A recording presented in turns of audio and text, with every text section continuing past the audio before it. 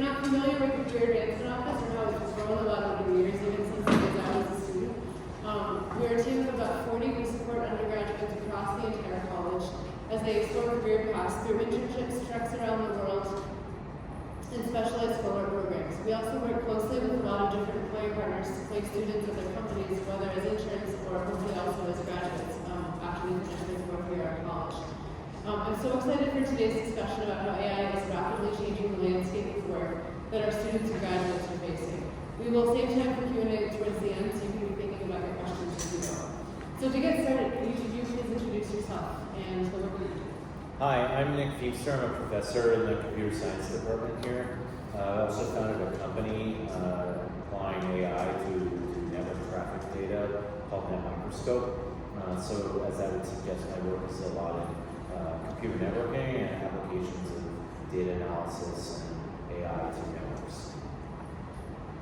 My name is Erin Fry. I am an alumna from Biological Sciences Division, but since then I've been working as a data engineer and data strategist, building platforms for climate companies. Most recently was on the artificial intelligence team at Hansa Tech. I'm Matt Boschnick, founder and CEO of a software company called Network Ninja, originally in Wicker Park, and now we're 65 strong, distributed across the country. We write niche software products for specialized sectors, become experts in that sector, and then working there for decades. Thank you. My name is Nando. I'm the Chief Technology Officer for the university. I'm responsible for our technology infrastructure and variety of things that our students and faculty and staff use. I'm also responsible for our AI tools and strategy for the university right now in the evolving landscape. And I've been here for 6 years. I'm not alone, but I'm excited to be here. Thank you all, that's great. To start off, let's think a little bit about how AI is currently influencing your work, both yourself and also the people that you work with or manage. So that might be students doing homework, that might be engineers on your team. What's going on today in all of that? I am heavily augmented by AI personally. I'm a technical founder, I'm not a programmer. I haven't coded for 25 years. When I started this in 1998, we were writing Perl. Nick and I were talking about this as all Perl CDI stuff. So 3 years ago, whenever DaVinci 3, I think, came out, and it became powerful enough and cheap enough at the same time, I started coding. And since then, a technical person who is not a programmer, I've written multiple MVPs, minimum viable product, that has made it to production. So that's incredible. Our entire staff, mostly technical people, maybe 80% tech, they all use Copilot. They have access to all of the Anthropic models, all of the OpenAI models, all of our confidential endpoints, so we can push our own work out to the code through there and don't worry about accidental exposure, the same thing with PHI. So we're all heavily augmented, and I think that technical people that were not necessarily programmers in the past can build really meaningful tools in a weekend if they have the passion for it. So I was on the artificial intelligence team, and we certainly, as programmers, were also using the large language models a ton, right? They're everywhere. But we were also responsible for delivering tools before it came out, right? So people have been talking about AI a lot in the last few years because of the large language models. But we were using AI before that to improve our biocatalyst implementation process. And so I've had a wide variety of experiences with different types of models at this point. And I'll leave it there. In the company that I run at Microscope, we're applying AI models to network traffic. As you can imagine, the quality of experience that you get when you're having a Zoom call or FaceTime or what have you depends on a wide variety of factors, from Wi-Fi and equipment like this to how those companies architect their services, things that may go on there. That system over the past 10 years has become, actually 20 years, has become increasingly complex, too hard to simulate, too hard to analyze with pencil and paper equations. Just over the past, I would say, over the past 2 years or so, a lot of the models that have been coming out, Stable Diffusion, Mamba, et cetera, have been able to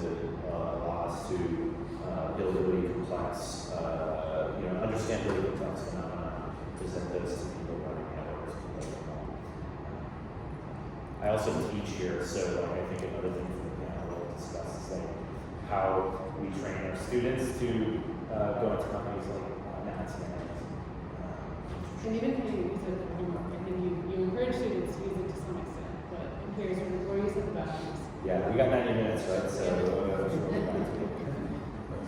I mean, when we came out, we prohibited the use of LLMs. So like when ChatGPT came out, the day it came out, in Slack, I said nobody can use this until we get to evaluate it. And the reality was like, it wasn't safe to use that stuff for a long time. We had to go to AWS and Azure in order to get endpoints that were confidential for us to use, because we would never push out code through ChatGPT desktop or Claude or anything like that. And in the beginning, everybody was like, they're training on your input. And like, I thought, I was like, they must be training on your input, but if you saw that input, it's garbage. So like, they can't really, well, they definitely are logging your transactions if you're using it without confidentiality, or if there's a lot to be accessed by anybody, any of your confidentiality. That was our same approach at Logitech as well. Nice. Yeah. Smart. It's common, I think. Yeah. Well, it's not. It's It's not. not. I mean, it should be common. I mean, if you, I mean, like, we use like 50% of Slack of these big companies like Fang are using unprovisioned like endpoints for sure. But like, I know people at work, I have to do trainings on this stuff all the time. And those are the smartest engineers are not necessarily security. Yeah. So, like, we got hackers and things. Yeah, so I'll speak for a company, university that hasn't done that. We didn't have anyone to not use it. We try to explain to people that security and privacy are important, and they need to worry about their data being logged or used or whatever the case might be. But we don't plan it, and we know there was a professor in business school who did a study that asked students whether they were using AI, and 64% of them said yes. And then all of those, how many of your students are, all of your friends are using AI? The answer was like 4%. So 20% were not particularly eager to face up, but they are using it. It's out there, and so students are aware with it. Unfortunately, they are using it for everything. We don't really get to control them. So our biggest challenge is to figure out what the right way to use it. Like I was saying, how to educate people what the right thing is, and it's a really hard thing to do right now. Yeah, I'm curious how you're tackling that for your students. Tackling the use of it. Yeah, setting guidelines. Well, I guess it was kind of similar to the timeline that Aaron and Matt was saying. What we were saying. I think a couple of years ago, when this stuff first came out, the initial knee jerk was like, no, we can't have this in classes. Like this is cheating. You can't be using this. So I teach upper level classes. I mostly teach like third or fourth year students. And I've always had, I was telling Matt last night at dinner, like I've always had the philosophy that I view the university, in particular my classroom, as a simulation of the real world.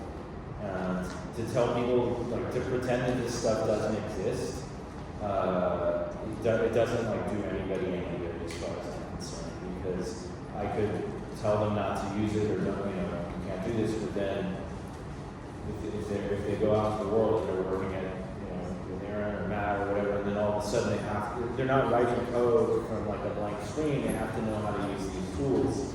And so my philosophy, almost straight out of the gate, and actually like this is not particularly new to like the LLMs, it's like we had Stack Overflow, we had GitHub, we had all these things where people could basically go look at answers.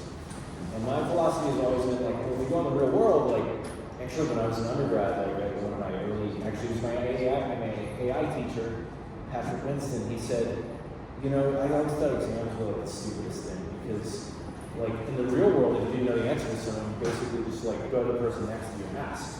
Of course, in like an exam, you can't do that. And that kind of stuck with me. I was like, well, if we're training people to basically go out in the world and use this stuff, and they're going to have to use it, like we better make the classroom like as good a simulation of that as we can. Let them fail here, let them basically try things out, let them make mistakes. And so, just like straight off the bat, almost, I was like, well, just like any other tool, go ahead and use it. Acknowledge your sources. Like basically, tell me what you did. Tell me how you did it. Like how you did is important as the answer you get. You'd be surprised how many people don't follow that basic instruction still. And I'm like, wait a second. But I said, like, the main thing is you have to like develop intuition, right? We were talking about this yesterday, right? It's like, I'm not training you to like figure out how to use Python or what. I mean, anybody can watch YouTube video on that now, right? You can basically do it over the weekend. It's not the same. You don't have to write the code anymore. But like, I want you to understand what the heck you're doing, right? So I'm gonna basically ask you about that on exams. And if you basically don't know what the heck you're doing, it's gonna be clear you're not gonna do well on the exam. Like, so just, I don't care how you solve the problems. It's up to me to make interesting problems that you can then like use these tools to solve. And I'm using the tools also to make the problems. So, but like, if you don't understand it, like if you don't have the intuition, that is the bigger problem. That's going to be setting you up for failure. So that's kind of what I'm teaching. Intuition comes from failure, though. So like when you're talking to somebody and you're trying to figure out if they actually know what they're talking about their failures is the best way to determine if they're knowing or not. Because if you're hacking on something over the weekend and somebody else is hacking on something over the same time period with the same attack, you're going to run into the same roadblocks. And if something's automatically doing it for you, you're probably not going to learn those individual, like very nuanced or like niche skills along the way. So intuition is like all I have personally at this point from so much failure over 3 decades. But I don't know how you teach that to students that have. I'm curious how you teach that to students that have the ability to do even more automation. Because I had like a TIA file in high school. And I remember I would program the calculator, program the calculator to do all my work instead of doing the work, and I enjoyed the coding way more. And then that was cheating. I was like, oh yeah, okay. But now we've got, Claude 3.7, for example, has such good vision capabilities that like you can see exactly where this is going. And a year from now, the computer is going to be able to see, read, hear everything, and respond to it at an above average human level. Then what? Because your $20 a month assistant can do all your homework for you. But Sorry, go ahead. I think this is a moment where we have to ask ourselves, what are the principles we want to live by here, right? Like, there's going to be this very powerful tool, but is that the world we want to live in? Seriously. Yes. Yeah. I want the robots, we call them robots, Yeah. to do the stuff that I have no interest in doing, but I want that to unlock me have more time for human interaction. What I'm worried about is that it's going to have the opposite effect. I think you're right. That people are just going to like live through their phones even more than they already do. Yes. I don't like that. I think No, we so- should like we So should- let me give I'll give you an example, and I think it's kind of touching on what you're talking about. So I have a friend who recently retired, and she wants to write. She's writing short stories, she wants to write a novel. She's taking a class where she's interacting with people, and she's a writing partner. She loves having a writing partner who can read what she wrote, give feedback, improve her writing, which is great. But we were talking about this, and she said, I need more help, and I can't take her time up more than I would do. It's really hard to get as much feedback as I need when writing. And so we sat down and created an AI helper for her. Yeah. We gave instructions to the AI to be a writing coach. We gave some rubrics and guidelines. And now, whenever she feels like giving a message that she wrote, to talk about plot, to talk about pace, dialogue, she can ask that. I mean, so she still wants to interact with the person, but there are certain things that you can't do. She doesn't want it to write for her. It's super boring when it writes. She doesn't want that. But when you need something more, you can get that all the time. So finding those cases where you can find ways to augment yourself, find ways to increase meaningful interactions you have, so that you're not having your partner check your grammar or check boring stuff. Your partner can tell you here's what the feeling is what feelings are missing or something like that. That's all good. So I like this example, but it's hard. You're right. This is a world we might not want to live in, but it is the world we are in. I think it's like AI in the future work, but I guess it's AI in the future recreation too, how that relates to work. And I think, like to Matt's point before, like, you know, at least, like Matt, like I haven't written a line of code in like at least 15 years, you know, and then suddenly, but like, you know, we both have like music as a side interest and hobby, right? And like, so we sometimes get together and like chat about that and make stuff. And he was like, check this out. You can do these, you know, you can do these things with Claude, and he got me set up, and then I was like in an evening now. I just wouldn't have time to do this. I got like life is busy. Yeah. But I'm like, oh, in like an hour or 2 hours, I can basically like, you know, set up a whole signal chain. I can like mess around with like creative work. To Kamal's point about writing, I also write songs, and so the lyrics that like these LLMs put out are horrible. They're terrible. Like, I mean, like you think you hear about, oh, this is going to replace creatives. I'm not too concerned because you're just spitting out like patterns like from text, and it's just the most campy, cliche stuff. On the other hand, as a brainstorming tool, it's just like super rapid fire iteration, like everything as it relates to these things, and it's to the point of like phones, or like if you're just scrolling, I agree, it's a bad situation, but so many things like this that we otherwise as humans like wouldn't have time to do. And in my case, and it sounds like your friend's case too, it's a tool. It's going to amplify our behavior. And for those of us who are like wanting to interact with other people, it actually gives us a vehicle to do that. Because it's like, I don't call up my friends and like chit chat for 2 hours, right? I'll like text them a little bit. But if I have something to do, like hobby-wise, I'll be like, yeah, let's get together and do it.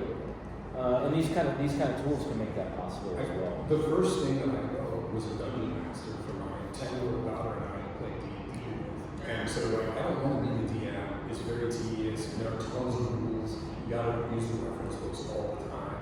So we went from a few iterations of this, but now we got another database sitting behind an MCP server where LLM can maintain state in a database. All our connector stuff, the whole hotline. We have access to the third-party resource that has all the rules for D&D. We have access to the dice roller, so this agent has the ability to maintain state for our entire game, tell a story. It can even ingest pre-written campaigns, but I thought we were going to need it to. We don't. It comes up with awesome storylines, totally unhinged stuff. And so I have buddies actually who come over on the weekend now. Every other week we play D&D.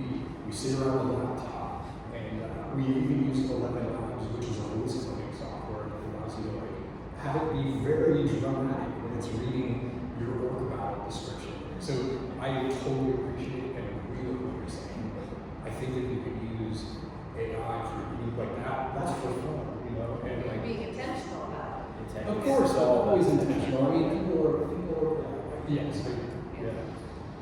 Which is great. Yeah. Thanks for saying that. That's a really important part of all this. super. Kamal, can you talk a little more about what you see from other parts of the university outside of CS? How are people reacting using the tools? So the reaction is multifaceted. So one thing that's fascinating to see is on the research side, there is a huge shift in all disciplines to use AI for a variety of things. And not just, help me write a paper or come up with lyrics for my, medieval, whatever thing.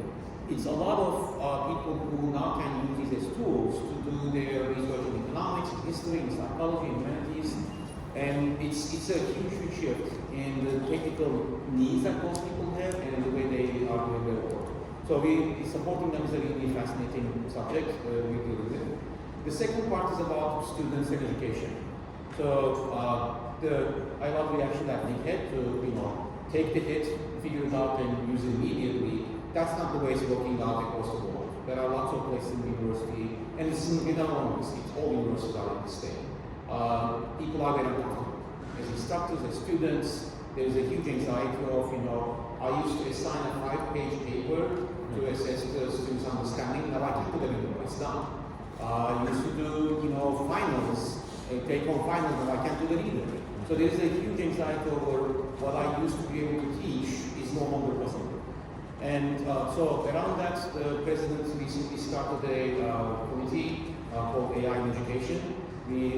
I'm part of it. We have several faculty across the university, several people who are leading this stuff. And we're doing town halls, listening sessions, we're talking to students, faculty, and it's a huge range of reactions, and it's going to be hard to work through this. And there are some people like Nick who are really eager, some people who are asking me to kill Wi-Fi in the room so that students cannot get to the internet to use LLMs when they are writing. We're setting up a lab without internet at all, just for writing. Think like a monastic, experience that students just seriously with laptops. But they will go somewhere with a proctor for 2 hours and write and talk to each other. And will it scale? Maybe not. But again, we're trying to find ways to accommodate people's experimentation because they're not trying to figure this out. It's really hard. And nobody asked for this. I tell them. I mean, I did a great job in 2022. I knew what I was doing. It was working great. And now I don't anymore. I mean, like Matt was saying, my job is completely different. I talk about AI like half my time. My old job is still there. I have to do it. But it's very, very different. And, I'm enjoying it because I think it's something new, fresh, and interesting. But at the same time, it's really hard. And we have to have empathy for people who have a hard time with it. And so we're trying across the university now to find opportunities for that. So we have a call for proposals. We're going to fund some experiments across the university to help people, accommodate AI in their classrooms and whatever.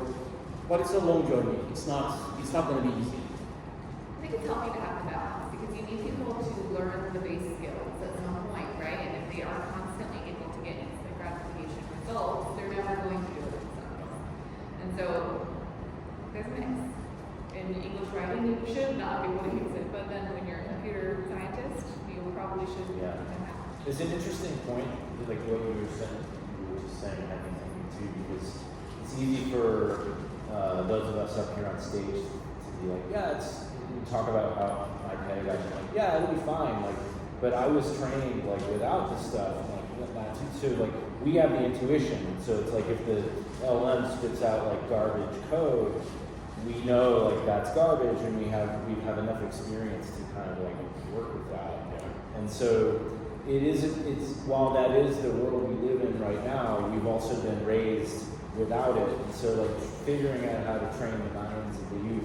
I mean, so that they have both, right? How do you have this thing where you just press the button and it spits stuff out? How do we get them to work with that?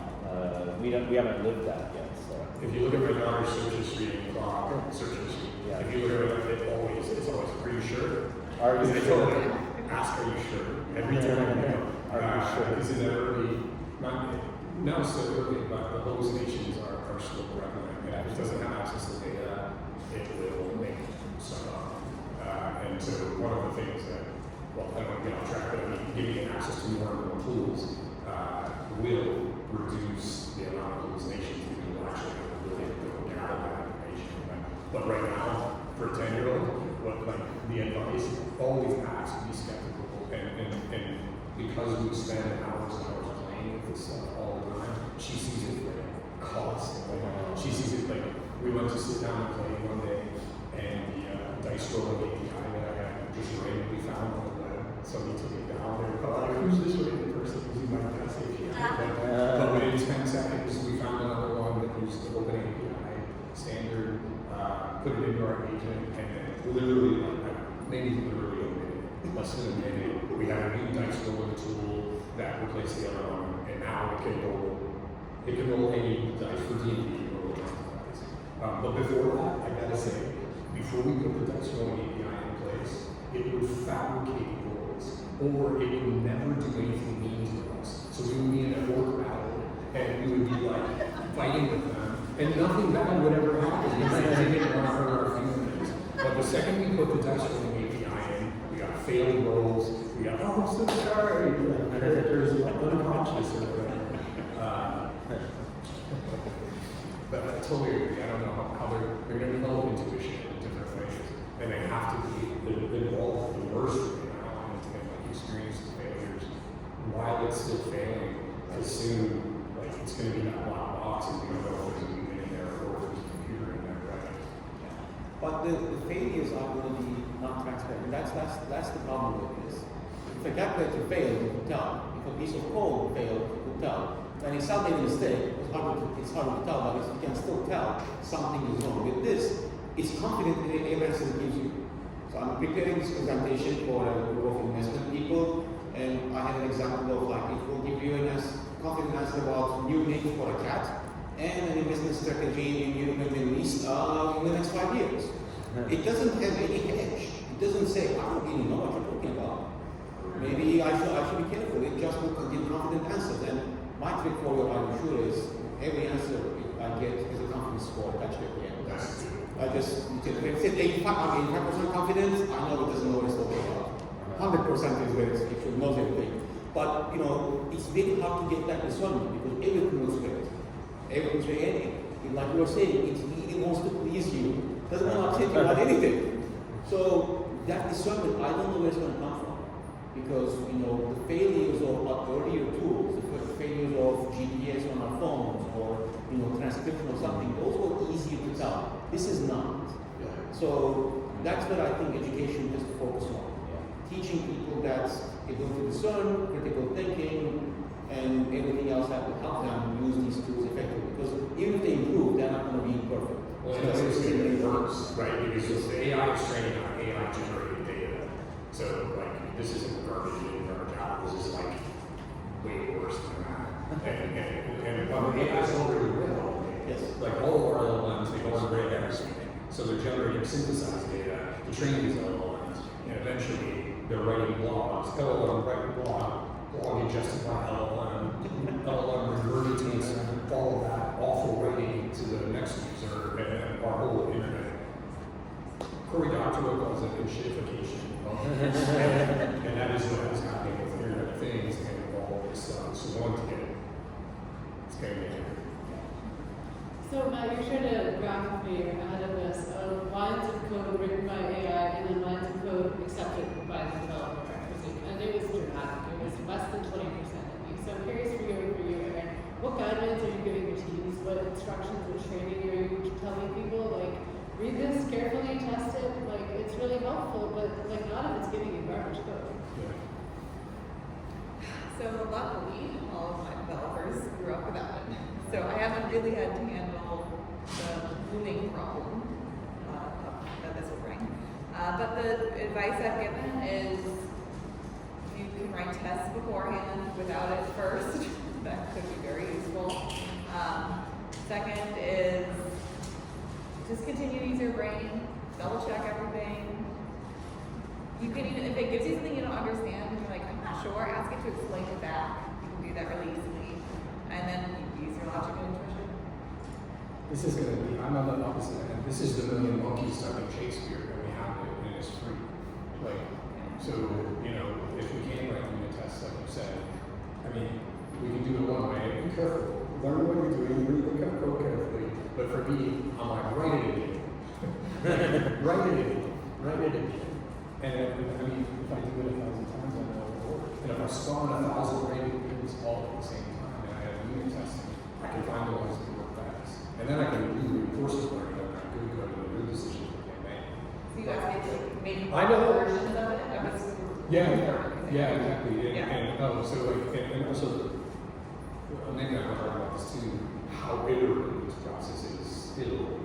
Right now, for me, it's iterative. I write it simply and then add functionality. And sometimes I'll feed it its own code and be like, I want you to rewrite this tool because it's not going to happen. So whatever. But I mean, I really think that all of that loop is going to be instantaneous. And we can do, I mean, the scalability of it is infinite. So I think that instant gratification is going to be the only thing in the future. Who's writing I'm the sorry. unit tests? Well, so the unit test is getting at a bigger mindset, right? Like you need to know what you want to build first. You can't just go in there and be like typing willy-nilly without a plan. The idea is you want to have thought about what an ideal architecture of your application would be. And that's what tests help with too. Because you're figuring out what you want the outputs to be and what the major like functional units of what you're coding are. That brings up a great point. It's hard to test for this stuff. We started doing it in a very specific way. Because, so if you ask the AI question, it'll give you a paragraph response. And then that's, some of it's subjective, and you can extract meaning from it, but like it's not binary, right? Like it's not 1 0. So what we do is we make this JSON payload. It's like a question, it's like a structured thing, and it says, I want your output to be in this very specific structured format. So then we can run that test, 1 time, 10 times, 100 times, and compare, and seriously, I just have to LLM re-ingest all that JSON and say, build me a completion or a success matrix for this test. And it will go through, agree, whatever. Again, it's still not doing it, we're doing it manually to some extent, but like, oh, that's going to be automated, but right, the who's writing the unit tests, like, I guess the person that's creating a particular ratio, right, like, I need this functionality, and the way that I know that it will work is if the couple is this or couple to it. Other thoughts on the class side of things and how that's changing?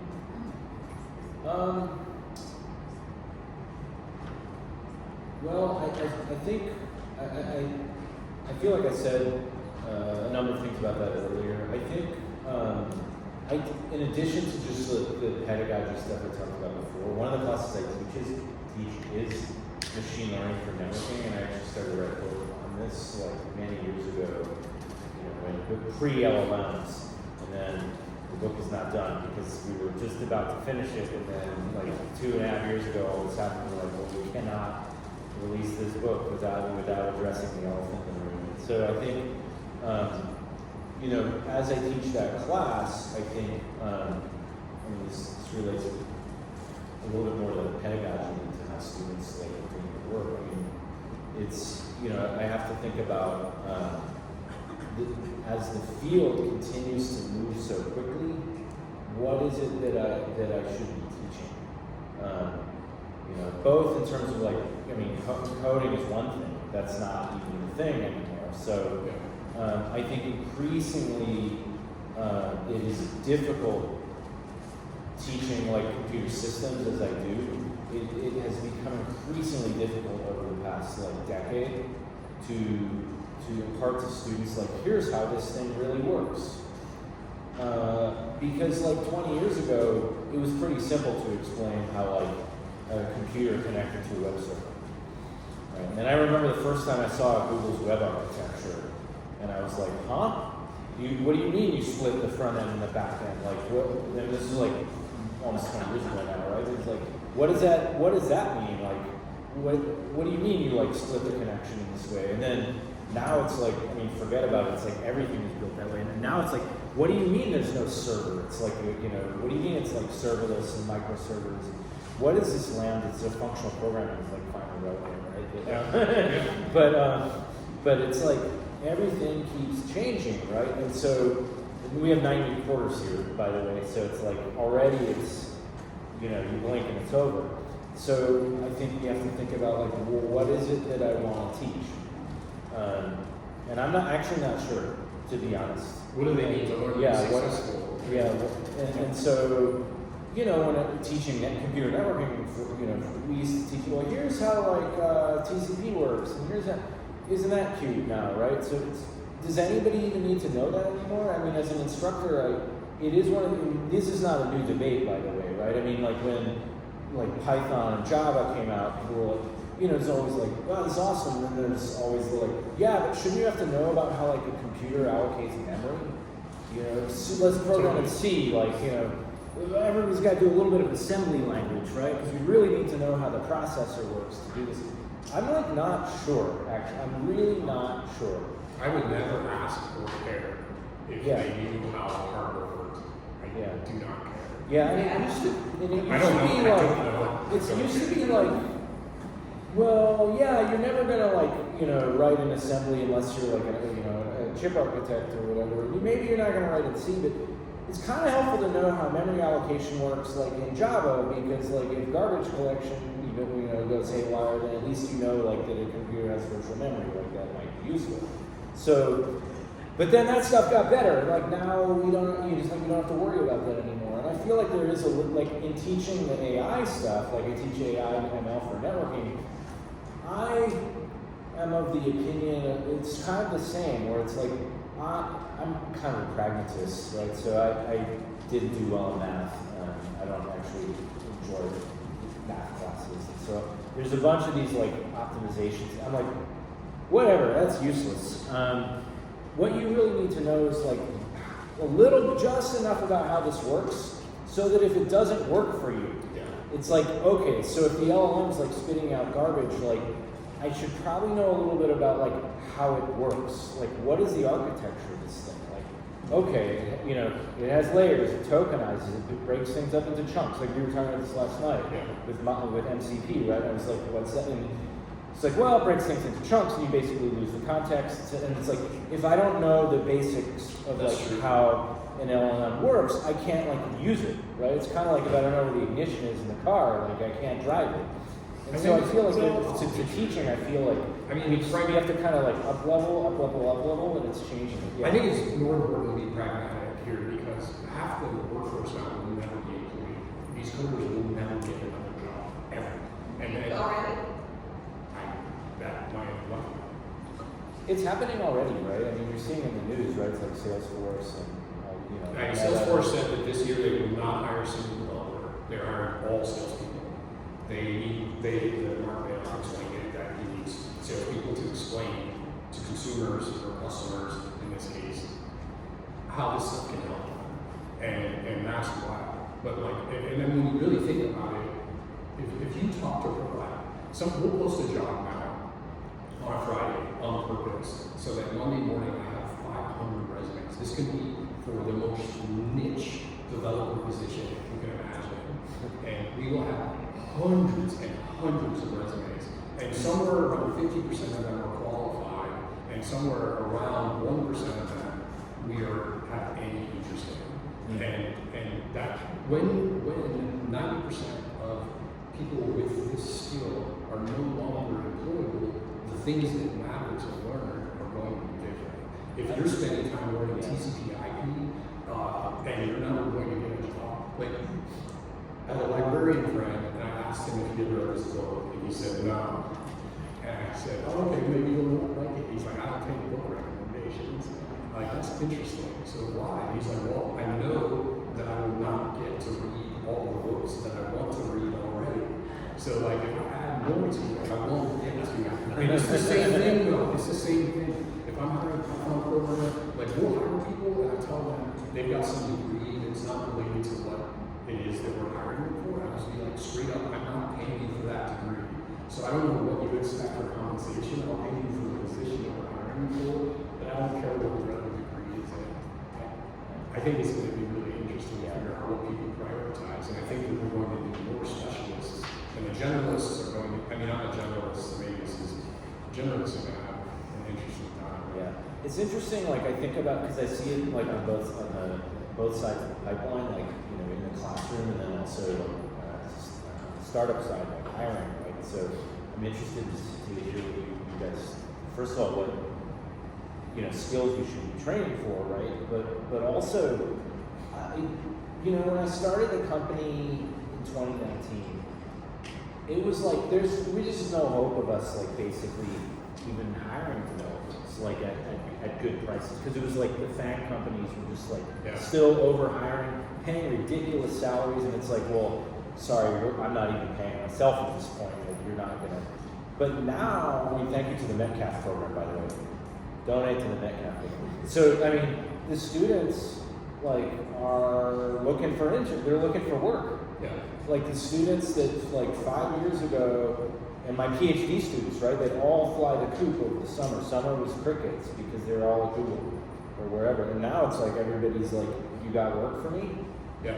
And I'm interested to hear what you think about that. But also, from a workforce perspective, could be interesting for innovation because now as a startup founder, I'm like, oh, there are people. The workforce is flooded now, right? It's now true. I can find you sent us probably 10 people, and I was like, there's one guy, and it's the guy with the intuition, and you know, and the people who had their cute coding project, like for class or whatever, like, oh, I'm not interested in that. No. So, Hobby passion projects though are like the most exciting thing to me. Yeah. If I see it on a resume, I'm like, cool, tell me about your passion project. Like you're hacking on this stuff over the weekend. We've got devs that will be like, we're coming to work on Monday, and this is going to be so, I worked over the weekend, I did this thing. I was so pumped, I would like change something that solved a big problem for us at the company. And this is going to do it because he was just passionate about it, and it came up, popped into his kind of over the weekend. Like, you can tell when people have passionate projects and they work for you, they'll do that type of thing if they're working on interesting stuff as well. But having like the ability that we have meaningful interaction is going to be, like you were talking about earlier, it's really hard for a lot of nerds to talk to people in a way that is meaningful and like makes them feel good on both ends. And I'm not saying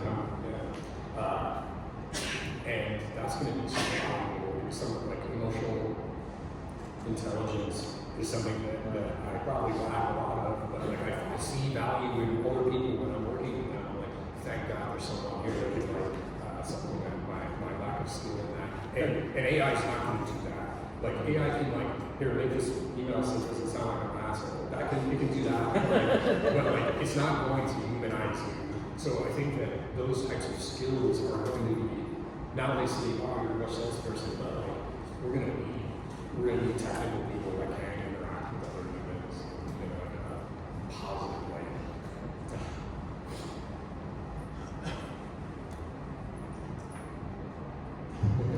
So maybe let's take the conversation a little bit. So I talked to a lot of people around university in education to discuss course application. Recently talk about the computer scientists, the TCP, idea, all that stuff. So we talked to law school. Last year, the law school had no AI or nothing policy. They go like we writing like I go to all classes and all they do is write long reaction papers, very serious, thoughtful things with citations and everything. And AI was terrible with that, like making up citations, didn't know what he was talking about and that. But over the summer, it sounds like they start getting feedback from the employers. The law school is a professional school. They are not training PhDs. They are not training people to go become, creators, if you will. They have employers who want to hire these people. And what they start hearing was these people need to know about AI, how to use AI. And they started working with me, and we started looking at how do we talk to higher authorities, how do we think about what these people do. And the initial thought they had was we should get an AI tool and give it to all the students so they can use it, like take Copilot for law. And then we started talking to people in the field, startup founders, law firm, executives. And what we heard was, no, don't do that. Don't buy a tool. Teach them how this stuff works. Because they need to understand what a token is. They need to understand where the response comes from. They need to understand why model A versus model B gives different results. Teach those things. That's what we need. Even with the lawyers, they didn't say figure out how to use the law agent for AI. Because they're like, we can't teach them. We can't teach that to them. Yeah. That doesn't matter. And they need to learn it over and over again because it changes every week now. So that literacy part, even in a very practical field, that's the ultimate in practicality to my mind. They really care about the literacy and the discernment and everything was in that. They need to understand and quickly explain. All that stuff makes a lot more sense. So that's what the law school is actually do right now. In first year classes, they are going to introduce AI use. They are going to encourage students to write contracts with AI, review contracts with AI, understand how to do these things. Then in the electives, in second and third year, the instructors can choose what they do with those. But for the first year, they are now intentionally baking it in because of the feedback they are receiving from the market. So it's good to hear employers like you talking about what they are looking for. It is, I think, important for us all to hear what we need to give to students and how they should be thinking about the future.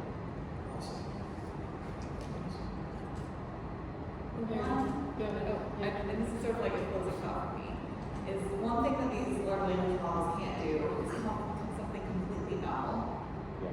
You can turn that temperature up. You can try, but there's still innovation and creativity that comes from humans. And so even as we get to the point where we're using these large language models all the time and become prompt engineers, don't forget that.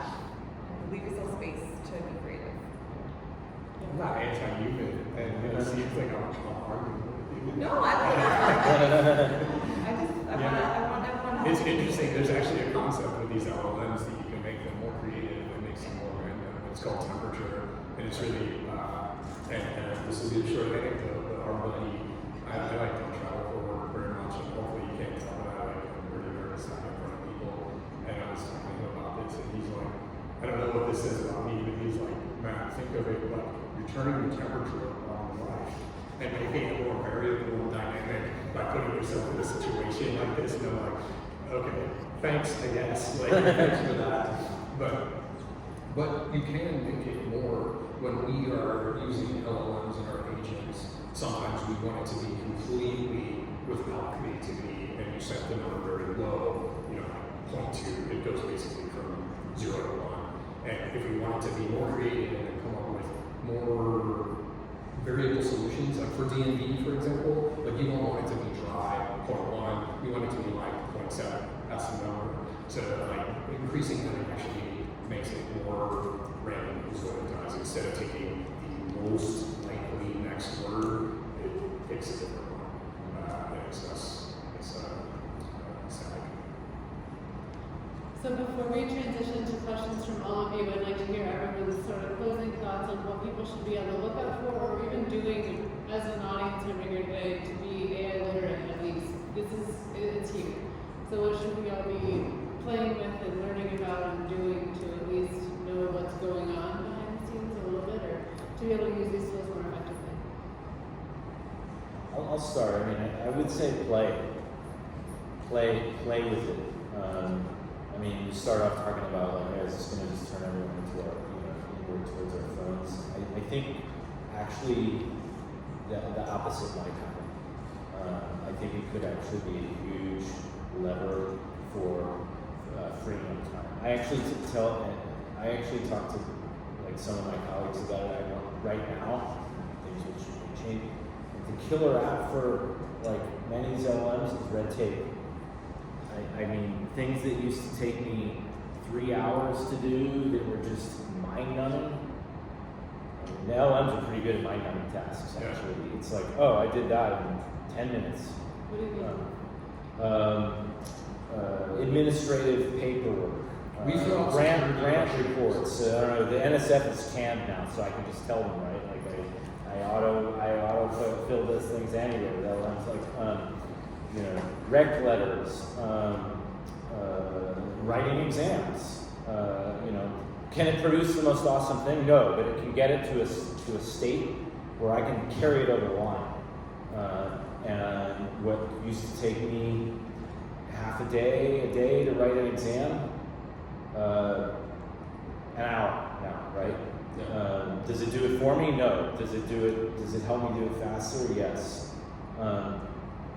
Don't be scared, right? It may fail. I've had it completely fail at certain tasks, but just play with it. I think the other thing to Matt's point is anybody can do it now, right? With something you want to make, with something you want to write, with something you want to create, the bar you still have to do it. You still have to have the idea, right? It's not temperature or not. It's not a substitute for the human creative mind. But it is a feedback loop that we didn't have. And so I would say panels like this. I've probably learned more about what's going on in my play dates with Matt, nerding out on music, than any class that I could take at this university. Sorry. still, I'm serious, right? It's and I teach here, right? But what does that do? I play.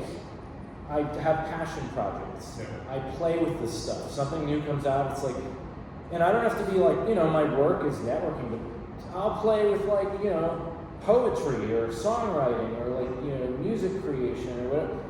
Then I can take that back into the classroom.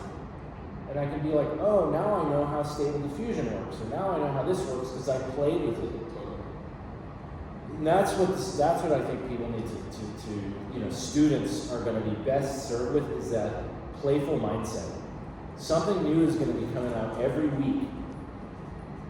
By the time I start the fall quarter, by the end, it may be completely different. Yeah. And so I can't teach you the latest and greatest anymore, but I can teach you to play. Nice. I'll add Brainstorm. Yeah. So it's a really useful tool. If you want to use it for that, go try it out, and then take a moment to really think about it. Give yourself time. So your brain, sometimes you think of your own solutions as well that can Yeah. be spurred by that suggestion. Yeah. And it's a start. I mean, for us, bureaucracy is an enemy, but every time we work with a hospital, for example, when they like fill out our security assessment out, like, are you serious? So we'll have to pay one of the most expensive employees we have because they're a security officer and also a SRE. They're like, can you fill out this spreadsheet for me? It'll take 2 hours. And like, every single time, because they all think that they have the best one. Well, now we don't do that. We click a button and it sources all of the data from our SOC 2 Type 2 audits and our HIPAA compliance audit data and fills out the spreadsheet with a link. So we pay someone to do that we pay a lot of money for that feature actually that we didn't write because it just existed there. And that is awesome. There's so much stuff like that. Onboarding checklists, offboarding checklists. Double checking copy paste errors. Nice. And Yeah. sharing spreadsheets.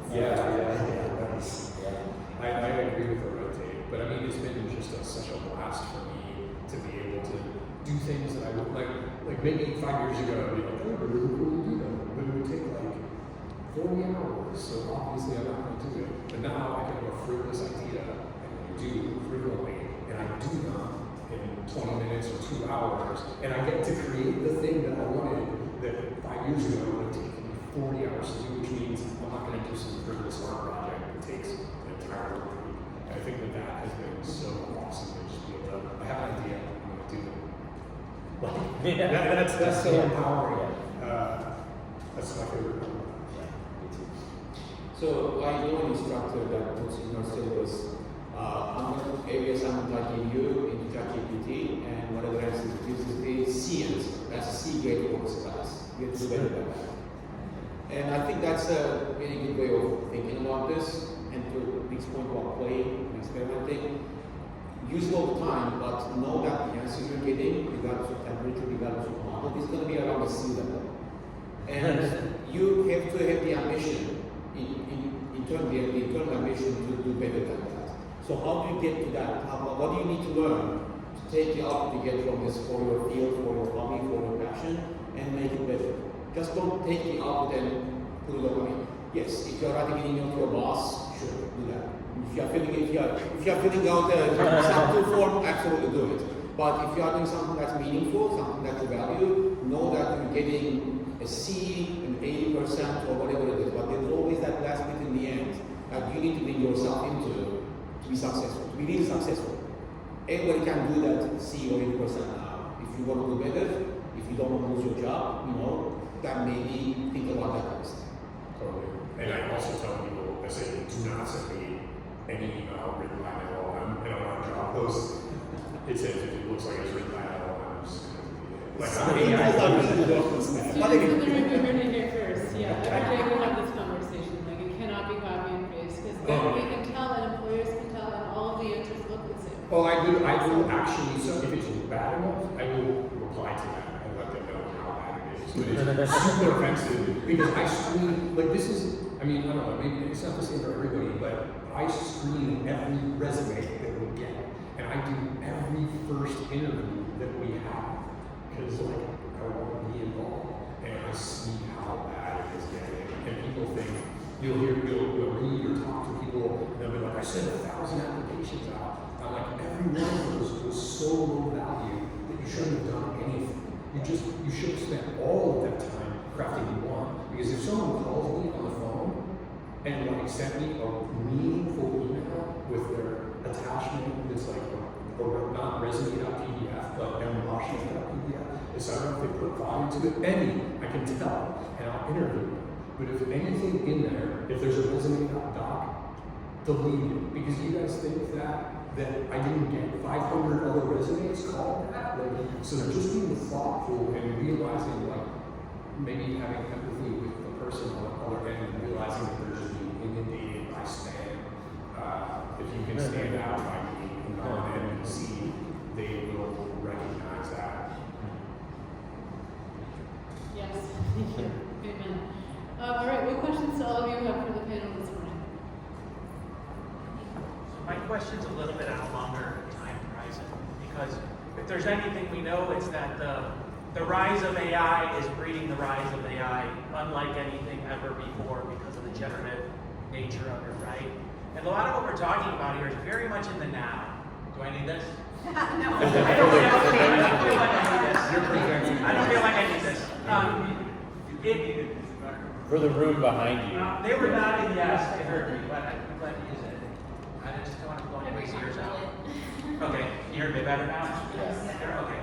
So, I said a lot of what we're thinking about is kind of now, oh, what's happening? Students are doing this, students are doing that, but AI is advanced since, like you said, like when the first GPT model came out, whatever. I can't remember, was that November of last year or the year before? It's happening so fast. AI is breeding the rise of AI. It's unlike anything ever before. From an educational standpoint, first the fear was probably CliffsNotes, right? And if you wrote your analysis in college using CliffsNotes, it was very obvious to the professor, right? There's no thought in it. You just regurgitated like something very common. Then you have the internet, right?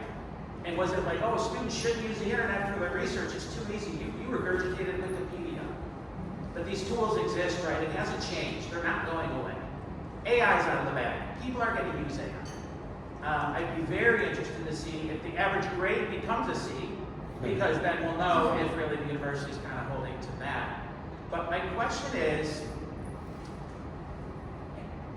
AI is going to change the need for humans in very fundamental ways. And what I believe is going to happen is the level of critical thinking is going to go down. And it's going to go down because anybody who uses AI right now, even on the side, goes there first. You want to create a will, what are you going to do? Just Google it?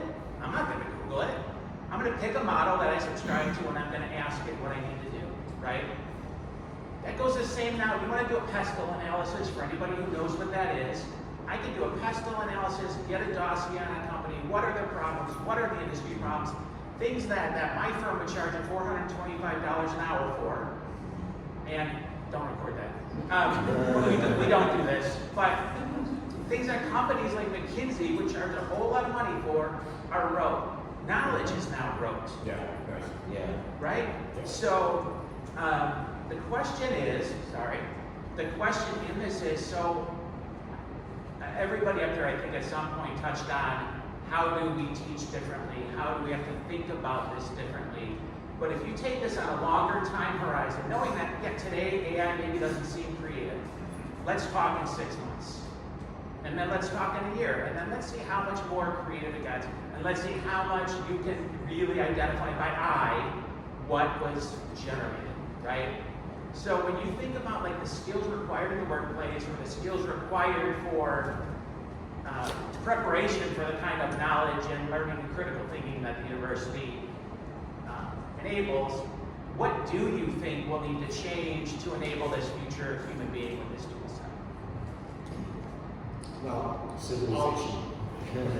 I'll say we don't know. We don't know yet. I mean, that's a great question, but we don't have the answer. Yesterday I was talking to someone about AI strategy, and he said, what's an education strategy? And I said, we're working on it, we don't know yet.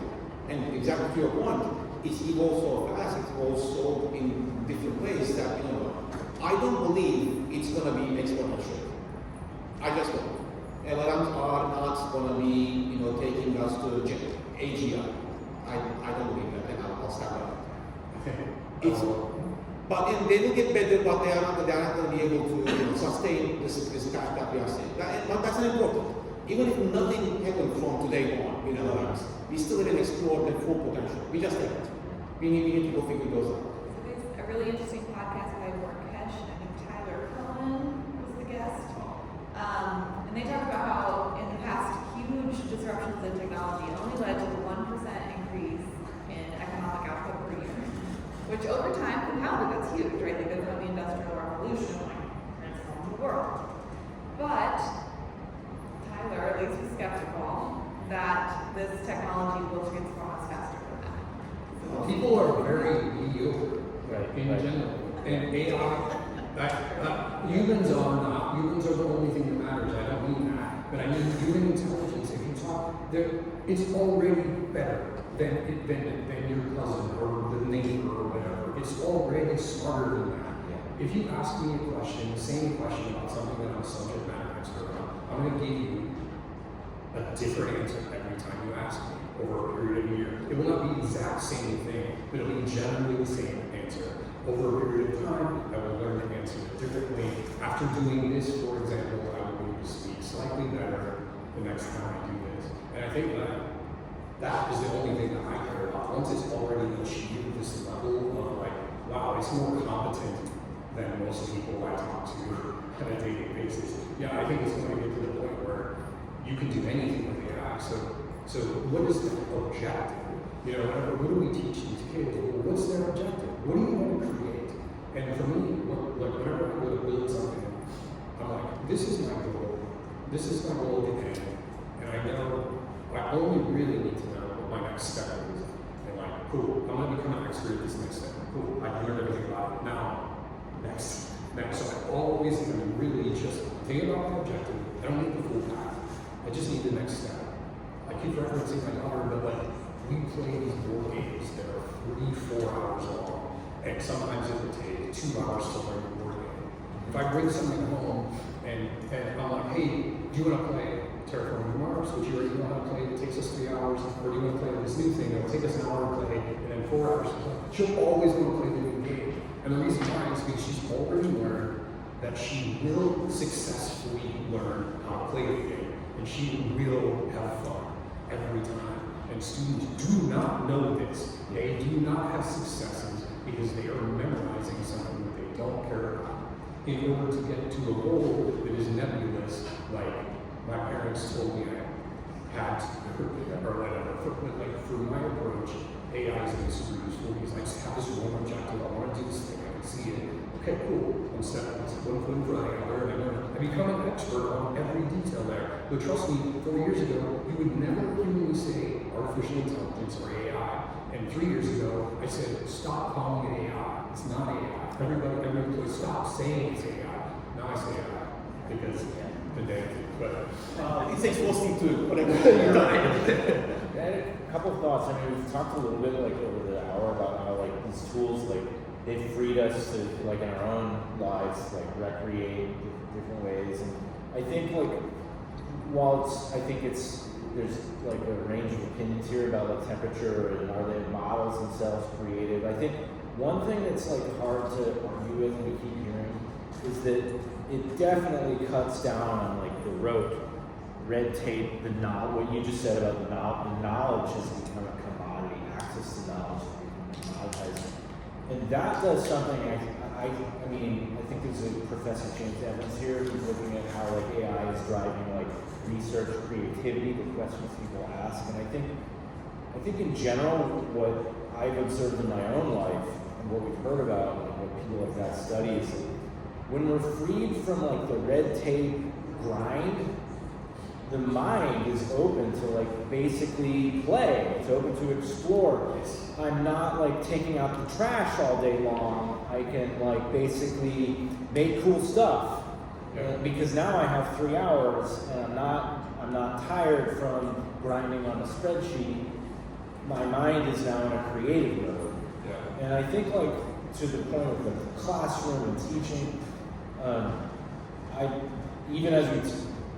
what should we be doing? We should be having more panels like this. Because even as I sit here, I'm like, man, when I teach this class in the fall, maybe I should just scrap all the assignments and think about like, how am I going to push the creative edge of the students? Because I always tell them like, actually to the point of grades, I'm like, I don't care if everybody in here gets an A, to be honest.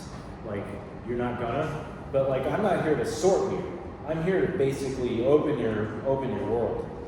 And if you want to cheat, like, go for it. Like, I mean, like, I don't, by the way, not everybody feels this way, but I'm like, I'm not here to police you. If you want to cheat, like, on this thing, awesome. You go work for Aaron or Matt in the real world after you do, it's going to be rough. Yeah. It's going to be rough. If you want to, like, LLM your resume, go for it. It's going to go in the trash can. If you want to cheat on this assignment, like, go for it. It's, like, not really going to serve you. Maybe I'm not going to catch you, but, like, what are you here for? Are you here because your parents said it was, like, a good idea? Are you here because you want to see, like, a like straight A report card. Nobody even reads those anymore, right? I mean, I think you should be here because you want to learn how to exist in the world, how you want to basically have a good life, be productive in the workforce, explore your creative side. And I think the tools are certainly, whether or not we see exponential or not, whether or not AI begets more AI, that's already here.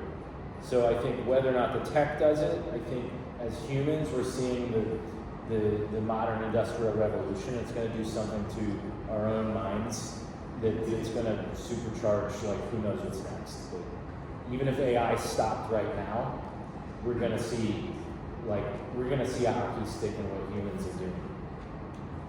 There was a question on that. Yeah, there's. We have a mic right here. Okay. Good morning. Thank you for your time and for the discussion. I work in the nonprofit HR sector, and a lot of the things that you're talking about. The question that I have is, because it is so helpful and can be so helpful and, time enhancer, I'm concerned around like diabetes 3, right? Like you go to have everything, like what is happening to our brains? What is happening to the experiences we had in undergrad and graduate school where you would get together with teams of people and actually do this really thoughtful, engaging work versus sitting by yourself someplace just putting stuff in. That's what I really want to understand. Like, what is the panels thinking around Alzheimer's and just what's happening with our brains? Because everything is like we're not doing creativity that you're talking about. So, I just happened to be doing a research for another presentation I'm doing. There is some little pressing results already on AI use, on brains and critical thinking. There are two that I'm using the quote that I'm going to give. One is critical thinking just goes down. They can, in the way they can measure it. When people use more AI, when people have more confidence in AI, their critical thinking is deteriorates. If they get more self-confidence, their critical thinking gets better. Younger people, in one study, when they use AI, they are much more dependent on AI. They think far less, and it doesn't work out really well for them. So I don't know what it would look like for Alzheimer's, for people with this for Alzheimer's instead of young people, but it doesn't look great because we are not. I'm not taking blame for this necessarily, but as a society, we kind of just gave this to people and said, here, figure it out. There was no, slow diffusion, there was no thought or planning into it, just happened. So that is a very tough place to be right now because everybody talking about it sounds great, but it's with people who think about this all the time. We get to play, we have the privilege to play, we have the time to play, and think. For those that don't, it's a really tough place to be. So I think it's really important for society at large to educate even the youngest kids. 10 years from is too old at this point. Right. So we need to do that, but yeah, the research doesn't look good. It's like I have no hope in that. I think that older folks that are isolated. I also work in the nonprofit space a lot and half a decade, not directly with them, but with organizations that serve them. And I think that having, and I've also read some of the stuff where they've given like sort of stuff, AI type of thing to older adult that is isolated in their lives, and they're moving in groups, and they're engaged, and like they're able to have a conversation. You don't feel well about this. I don't feel good about this. Like, it's a little scary and weird, but also I think that it is promising. If you've seen the movie Her, like this is coming. Like people already have AI girlfriend, and it's not good. I don't think, but from what you're talking about specifically, I don't think it's. Also, I don't think it's going to be bad. I think it could be really positive as far as engaging, but also think that AI is going to be solving diseases for us. It is already, but. Yeah. To your point about the agents and for older adults, I was involved in a project here with another faculty member in the hospital who had just that kind of thing. She was doing a study canceled by the NIH cuts, by the way, but it was related to if we put Alexa as an AI agent the homes of aging adults, what does it do to their social engagement? What does it do to their physical activity? And you know, the results on something like that were fairly positive. But I think to Kamal's like counterpoint, right, and Matt's earlier point about we're all mediocre as a human race. You know, there was a point in time where people just like sat around and watched TV for like 5 hours a day. I don't think people are doing that anymore. I don't know, maybe some people do it. Some generation does that. But you know, there was a point in time when like that was all it was, and then you know, and then it was like, you know, video games are horrible, and then it was like, oh, Facebook's horrible, and then it's like now it's doom scrolling on Instagram. Now it's like, oh yeah, it's good. And for the people who are, you know, into brain rot's like, you know, not a new thing. We're innovating in They're brain being rot. manipulated. I mean, social media is bad. Yeah. And Yes. you shouldn't use it, period. And Yeah. and you are being manipulated Yeah. to use it. And Yes. the controlling is because you're getting Yes. Brain dopamine. It's bad. Yeah. Well, But that's yeah, so that could be algorithms and sort of like the, you know, triggering dopamine release. That's getting worse. That's ruining. That is that's ruining absolutely, our brains. so that is. That's a different topic. That is a different topic. I mean, there's AI behind it, so it's kind of. It's the same reward though. It's getting, and they literally are participating. Yeah. Instagram, Yeah. they have bots that will interact with you as if they're humans and not disclosing. But this all comes to what I wanted to close the point on, which is like, it's all comes to like how you use it. How, you know, are you intentional about it? Actually, this guy, Cal Newport, has a book called, forget which one, it's the guy who wrote Deep Work. He has this great point about social media, right? Which is like, well, is it good or is it bad? Like, and it's like, the issue isn't necessarily that it's like inherently good or bad. The issue is that like, it has been designed to suck you in to use it for things that you don't want to be using it for. So it's like, okay, I'm on LinkedIn, right? Like, and that I use that for my professional networking. It's helped me actually do some things. You know, I recently had to get on Facebook back on because of the Facebook Marketplace. I want to like sell some stuff. Okay, if you're using it for the thing that you intended to use it for, it's not like inherently bad. The problem is like, oh, I'm on Instagram because of like my art. Because a bunch of musicians are on it. And then I spend like 30 minutes like scrolling junk that I had no intention of doing. So Cal has this nice point in his book, which is like, if you choose to use the thing, be intentional. As you were from before. Be intentional about how you're using it. And I feel like this is no different with AI, right? I could mindlessly type stuff into ChatGPT and get out stuff, but am I being intentional? Right? Or I could like, you know, be really intentional about how I'm going to use these tools. Like, I want to basically make something. I want to make a D&D server. Like, I want to make a guitar pedal board so that like I can hang out with my friends and make cool sounds. So I think it comes back to like, are you being intentional? And I think, are you critically thinking about what you're doing with the yeah, to your question of like, is it a mindless task of all these other things, or is it something where you're partnering with it and you're scrutinizing what it does? Yeah. And you're actually like experimenting with different prompts or different models to see what happens with it. That's a completely different game than let me just ask it a question and accept the output as. Let's try to do 2 more questions Yeah, maybe. let's go. Okay. I'll keep it quick. I think that what I was saying earlier about regrounding ourselves in our values is really important, and this is important across all of the vices that we just talked about, right? Like all the dopamine hit social media tools now.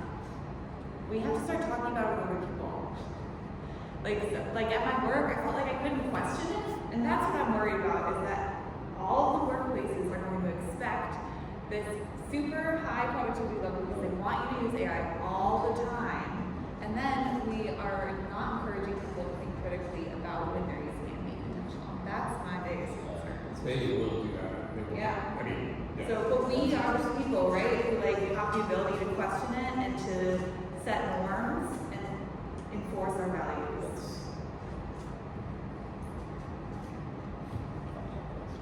This question to be asked by a person who's pretty sure he's never had an original thought. In the context of the assertion that AI is not creative, what do you mean by the term creative? That is, it's thrown around a lot.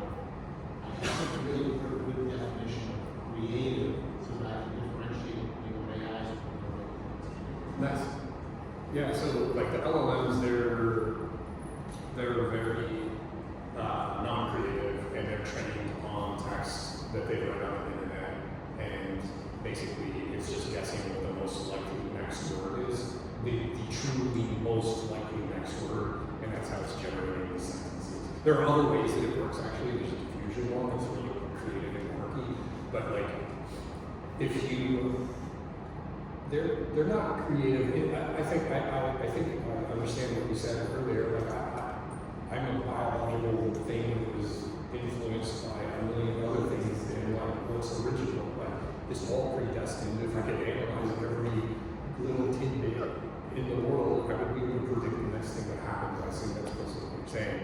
But like if you turn the randomness up on the LLMs, you can get it to say or do things that are unexpected.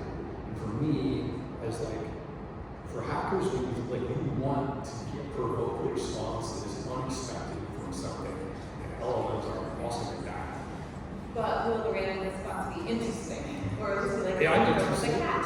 I mean, no, I mean, it depends. I'm not like asking it to generate art, but I might be asking it to generate code in order to do something in a certain way. Or I might be asking it to look at data in a different way than I would. And the reason it looked at it in a different way is because it was crazy at the time when it looked at it, for real. So like, whenever I want it to be more creative, you can turn the temperature up and it will do things that are more likely to be wrong. But like, if you've created art, everybody has created art. When you create art, it's like arbitrary, and sometimes you're like, oh, where did this come from? Why did I make this? And sometimes it's good, you know, and I think that's going to be the same. You're curating the goodness out of it is going to generate garbage, but like you can also get it to generate something that seems creative if you believe in creativity at all, and that's no different than a human. I feel like at the creativity is Rick Rubin has a really nice book on creativity, which I would recommend. I think at the root of the word creativity is create, right? We think of creativity as something that like creatives do. I think creativity is something that all humans want to do. We all want to make things. AI has no agency at the moment, though, Right. and humans do. And That's right. AI will have agency, or I believe it will, but that's how we can create. AI can't create anything. We can Yeah. get it to create something. That's kind of what I was going to come to, is that like, if we think of AI as like an LM especially as token completion, Nice. it's not creating anything that didn't already exist in some form. It's like stirring the pot of tokens and giving you something. But it's like, it is pattern matching, and it's creating, it's making things or spitting stuff back to you that are just like stirring the pot of things you've already seen. That's why it's like poetry sucks. That's why it's lyrics suck. That's because your mind is like, well, I've seen that before, you know. But to spur creativity, we thrive on randomness. We thrive on external inputs. We thrive on like often frequent iteration with others.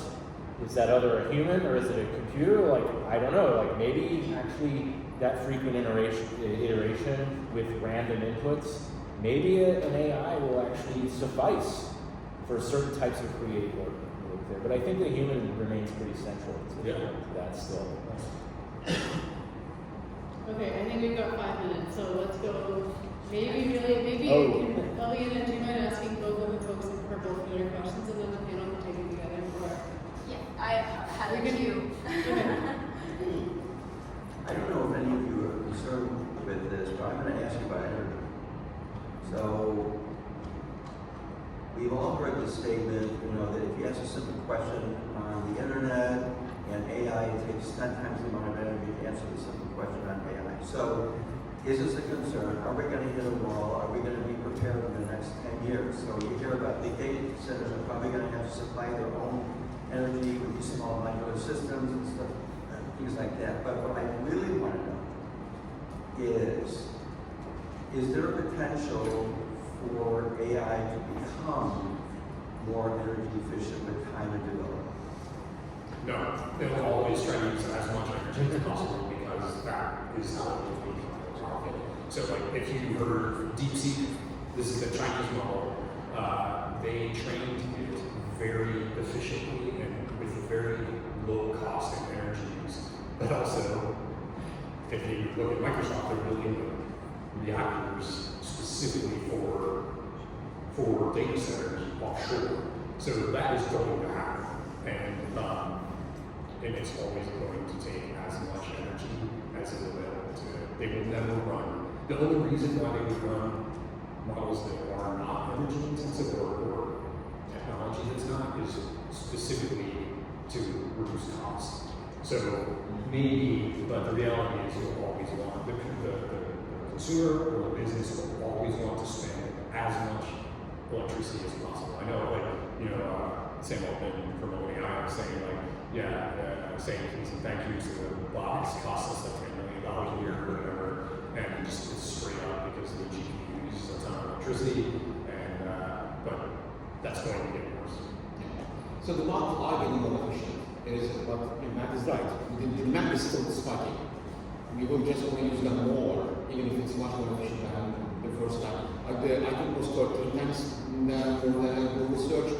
Now it's a lot more efficient, but there are so many more people using it. And even though we talk about a lot, I will emphasize there are only a relative handful of people who use AI in the world. It's like air conditioning. Way too few people use air conditioning given the place they live in. Vancouver is going to spike, and Vancouver is going to spike. It doesn't matter how efficient we as technologists can make it, the demand is going to be always more. So we, in the generation, I have no idea how it's going to work out, but it's not going to be easy. Well, think about real-time trading. I mean, they will spend as much money as possible to get as close to the switch as possible. That's how it works. Like, so if they're just a little bit closer, if they pay the millions and millions of dollars to just get a little bit closer, that number will go as high as it can go. They will spend as much electricity as possible. So, like, we need a breakthrough, and I have no idea about that stuff. Great, thank you so much. The final question was actually, you all can very briefly reintroduce yourselves. We have a few people that did come in a little late. They just wanted to get a sense of your role and your affiliation with the university. And then we will be all set to go. Hi, I'm Nick Feenstra. I'm a professor in the computer science department here at the university, and also started a company called NetMicroscope, which applies AI to network data. I'm Erin Fry. I am an alumna of the Biological Sciences Division, and I've been working as a data engineering coach at climate companies, so the last question, I do a lot, for about 7.5 years now. My name is Matt Washington. I'm founder and CEO of a software company called Network Ninja. And if you know any TypeScript developers, please send me their resumes. I'm Kevin Wood. I'm the Chief Technology Officer for the university here, and I work on AI missions for the university. Wonderful, and I'm Steph with the Career Advancement Office. So on behalf of us and everyone here, thank you all so much.